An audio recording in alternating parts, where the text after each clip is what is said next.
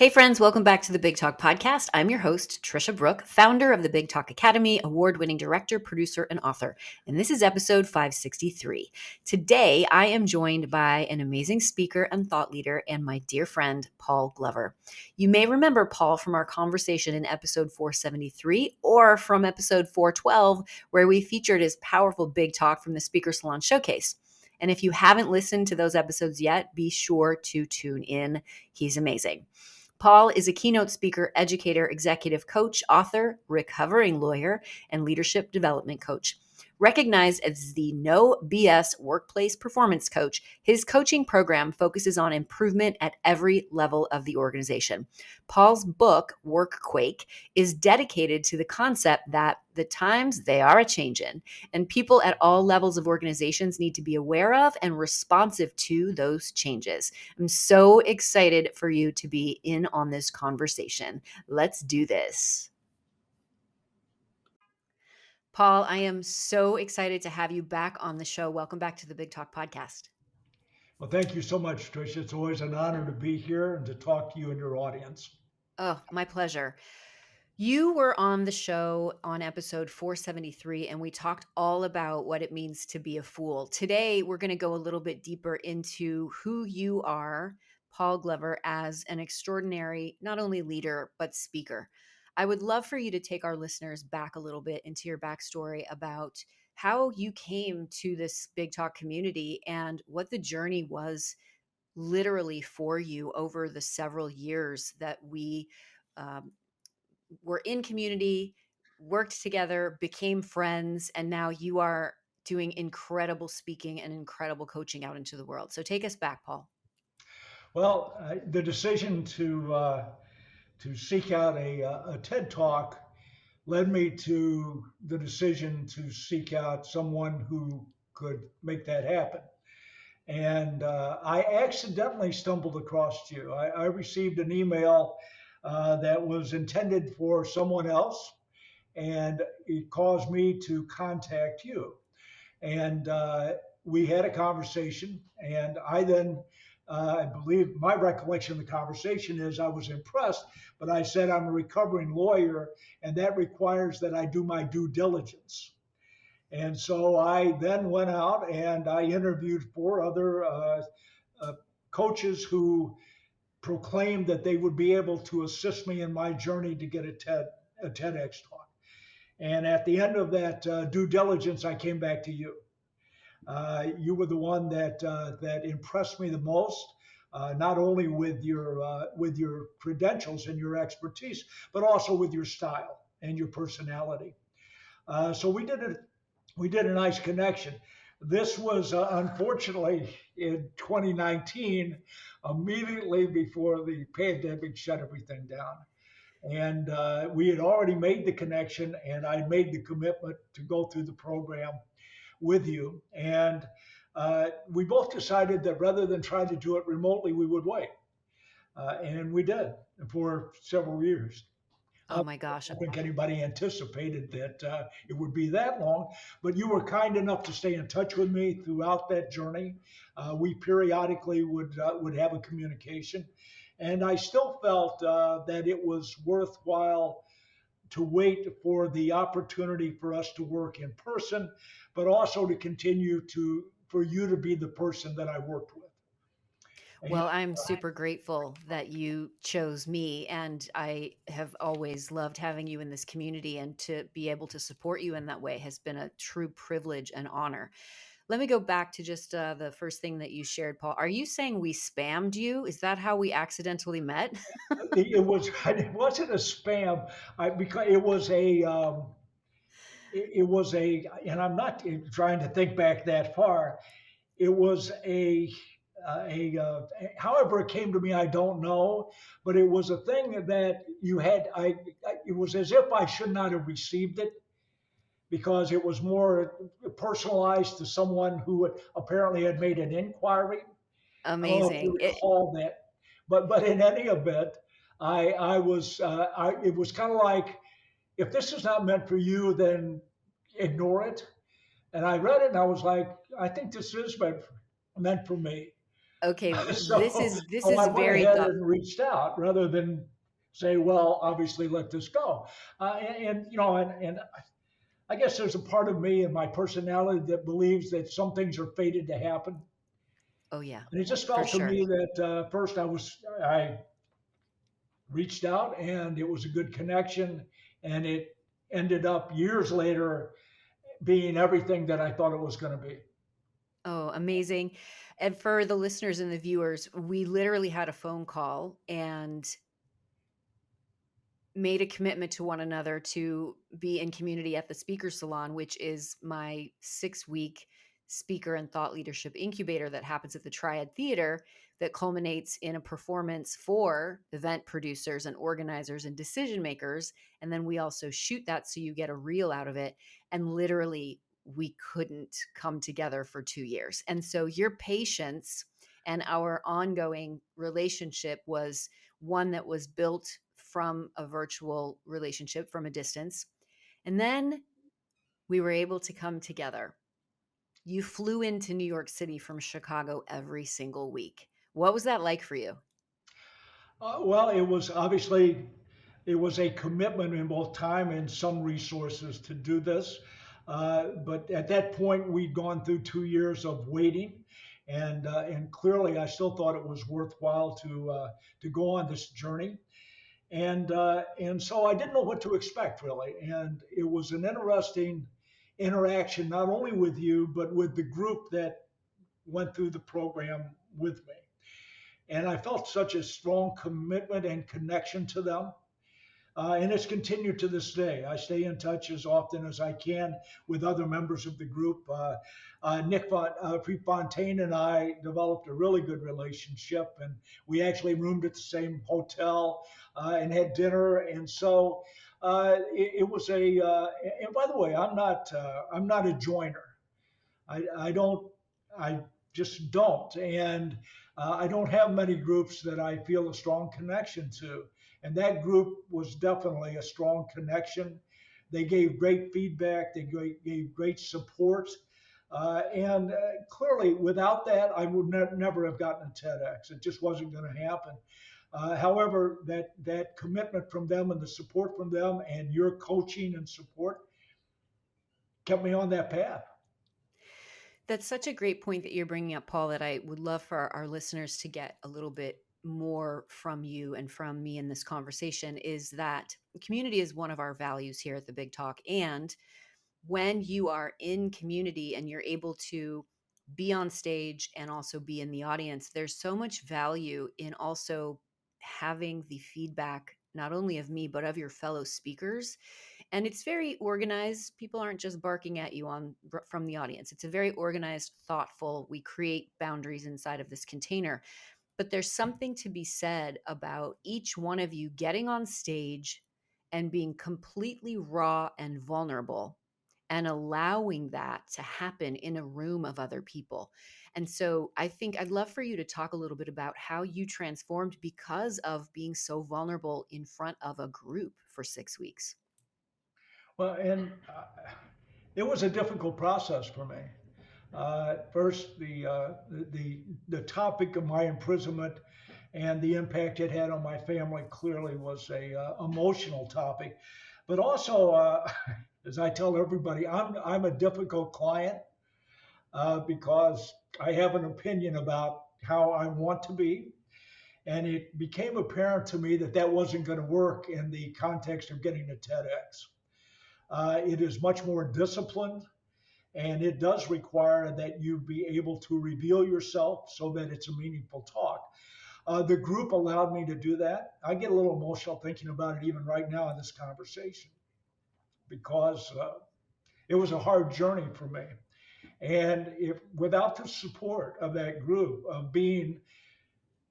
of making themselves available and being supportive and also giving good feedback, by the way, about how I needed to conduct myself on stage and how being vulnerable and open was a part of that process that was very difficult, but was essential to the success of the talk. So no, it like I said, it wouldn't have happened without the group and without you. And that's because it changed how I was going to deliver the message in important ways. And it also gave me the opportunity to enjoy this structure. I'm a off the cuff presenter. I like to riff, and the TEDx is not that. so so it gave me structure and boundaries that I had to have to succeed. I love everything that you're saying. And for those of you who are listening and not viewing, Paul is a formidable dude. And when you got on stage and became vulnerable and allowed yourself to have emotion without becoming emotional in order to serve your audience and to serve us, it is and still will always be one of my favorite talks that you give. Your TEDx is also incredibly powerful because you allow for that vulnerability and that emotion. And I think that there is something to be said about you, I'm using your language, not being a good client. You are one of the best clients I've ever had the privilege to work with because you're so genuine and kind and loving and willing to do the work. That's the other thing about you that's so special and spectacular, is that you are willing to do the work and you're willing to be pushed outside of your comfort zone. Well, I appreciate that. But again, that does not come natural. And your ability to draw that out of me, to make me understand the need to do that, is what makes you such a spectacular coach. You were able to give me what I needed to hear, and do it in a way that showed that it wasn't criticism. In fact, it wasn't even feedback. It was all support, and that made it possible. And that's what you bring. That's your gift, is that you are able to draw the best out of people by the way you do it, your approach and your ability, plus your expertise. So much respect for you and what you've accomplished led me to be willing to listen to you and to believe you, that you knew what was best for me on stage, and it proved to be true. Well, thank you. I am in receivership of that. Thank you. Let's talk about from the speaker salon to your TED stage. Talk about that journey. Let us into behind the scenes a little bit. Well, first we actually went through the filming of my on stage, which absolutely helped. And the TEDx has been a years long journey, and it didn't get any easier after the salon, even though I felt prepared for it. And if I hadn't felt prepared for it, I would not have continued. I sent out 105 applications before I Yep. actually got the This talk. is something And this is something that people need to really understand, is that you don't just apply to one stage, oh and no, you have to be very diligent and consistent and persistent, because there's a lot of stages and the right one will find you. it will, and you're exactly right. The talk that I gave, everyone needs a fool in their life, was something that people first you have to. The problem with the title is you have to explain it, because people immediately believe that it's something that it's not, and I stuck with it. First, we'd had to talk about the title and about the talk itself, and I was committed to it, and I was committed to that delivery. And so, yeah, I understood and did not take offense when I didn't get an acceptance. You have to look at this in what you just said. You need to search until it finds you. And if you're not making yourself available to the opportunity by continuing to be out there, it won't find you. And TEDx is a very special thing. The organizers have got to want that topic, and then they have to want you. I finally got the acceptance on 105. It was in Dallas, at a community college, and they wanted to audition me. And so I went through the audition process, which You think, well, oh my gosh. And I got down there and there was a committee and you go through the process and it is truly an audition. And by that point, you have to be ready. You have to be ready to show that you're committed to the TED experience. And once again, I credit you with that. See, the boundaries, they're strict boundaries, and they're put in place for a reason. Were difficult for me. The concept of having to memorize the talk, the concept of not being able to deviate, all was foreign to me. Like I said, I'm a very spontaneous speaker. This required structure, it required discipline, it required understanding the boundaries. And again, even though by the time I finished the salon and got to this, I think another year and a half may have passed. And I still was able to do exactly what we had, I had been taught, what I'd learned from you. So that when I stood in front of them, that was what I delivered, what was required, not what I necessarily would have done. Otherwise, no, I wouldn't have made it. Wouldn't have made it through the audition, and I got to talk, and It's so awesome. And we'll put the link to the TEDx in the show notes for everybody to go and watch. I also want you to break down a little bit the audition process. So anyone who's listening or watching this, there are many different versions of how to land your TED Talk and to step into the red circle. And it really just depends on the organizers and how they do things. So it sounds to me like this particular event asked you to come in and audition in person on their stage. Break that down for us, Paul. absolutely, it was. It was not going to be a Zoom. It was going to be show up and give your TED talk. And by the way, what I found interesting afterwards, as we finished and I got accepted, they said you were so well prepared. Yes, And music to my obviously, ears. yeah, obviously it was all about what we had gone through in the coaching process and the salon that allowed me a year and a half later to still be able to apply that.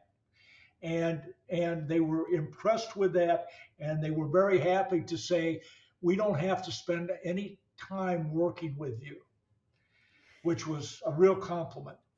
Absolutely. This is such an important thing for everybody to recognize here is that once you understand the art of speaking and the technique behind how to really memorize, hone, write, deliver a powerful 8 to 10, 12-minute talk, you then have that technique that you can always rely on again and again.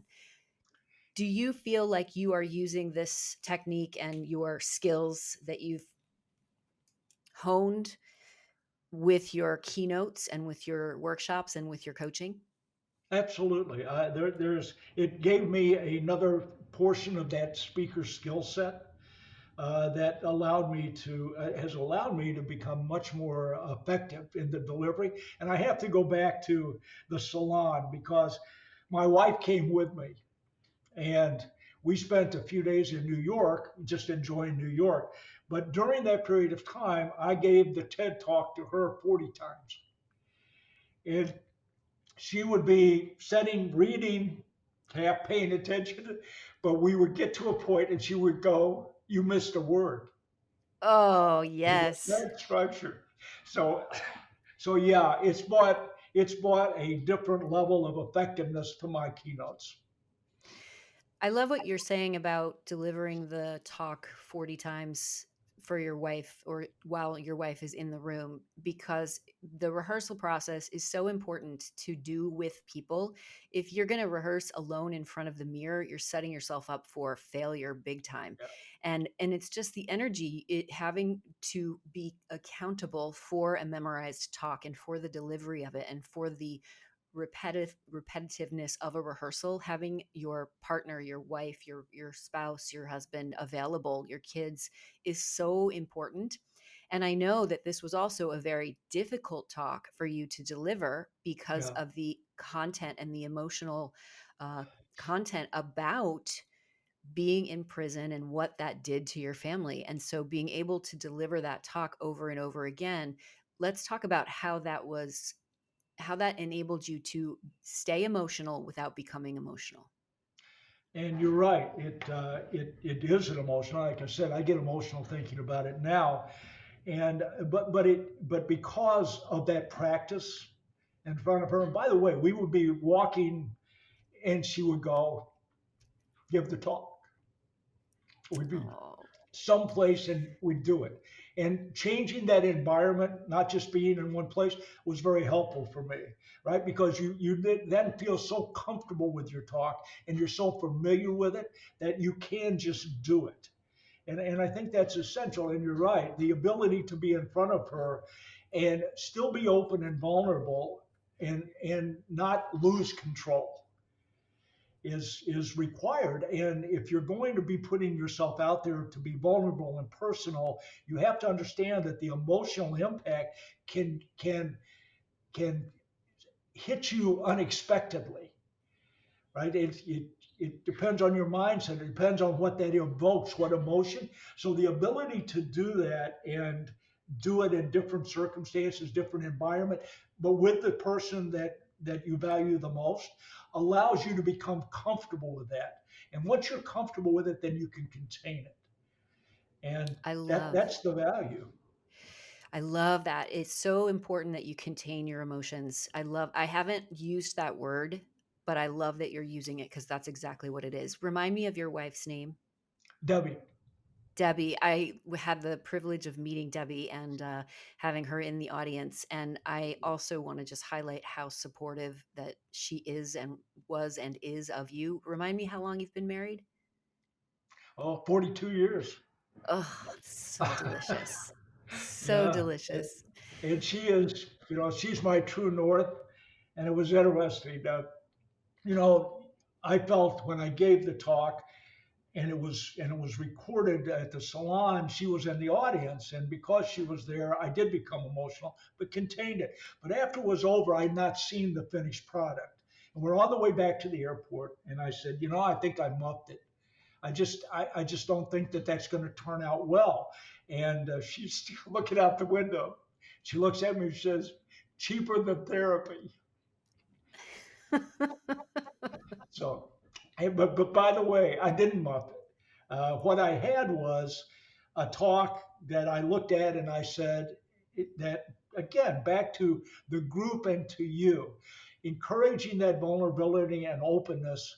And being allowed to do that and become familiar with it and doing it in front of her gave me the opportunity to give it the emotional impact it needed, but not to lose the talk.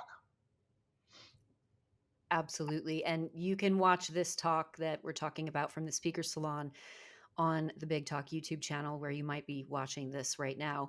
And we will put all of this in the show notes as well as Paul's TED Talk.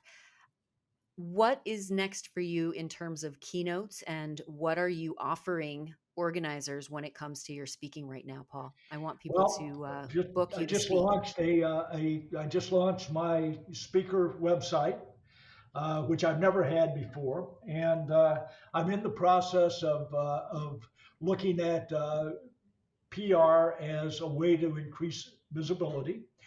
And I'm reaching out, of course, and making myself available as a keynote with a workshop.